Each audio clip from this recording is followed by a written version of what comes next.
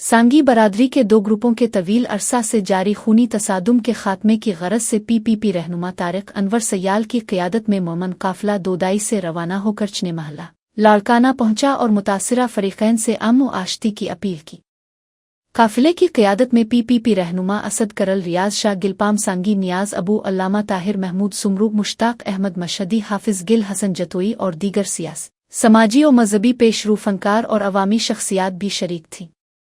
काफिले ने मुतासिरा धार अजमत सांगी, मोमिन सांगी, बख्श सांगी और दीगर के घरों पर जाकर कहा कि हम सिर्फ इंसानियत के नाम पर अमन की खातिर हाजिर हुए हैं। यहाँ कोई पार्टी या तंजीम नहीं बल्कि लाड़काना के शहरी अमन की उम्मीद लेकर आए हैं।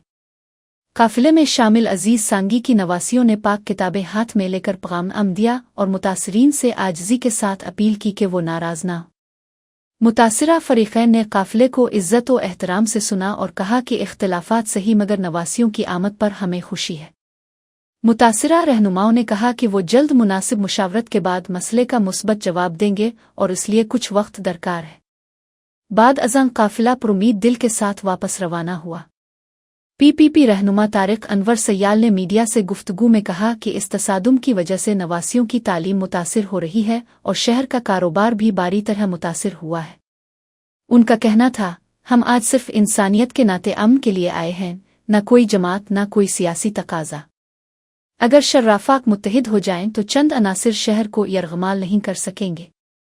काफिले के शुरका और मकामी रहनुमाओं ने उम्मीद जाहिर की कि मुज़ाकरात और समाजी फरीक़ैन की मुदाखलत से जल्द अमन बहाल होगा और लाड़काना दोबारा अमन व अमान का गहवारा बन जाएगा।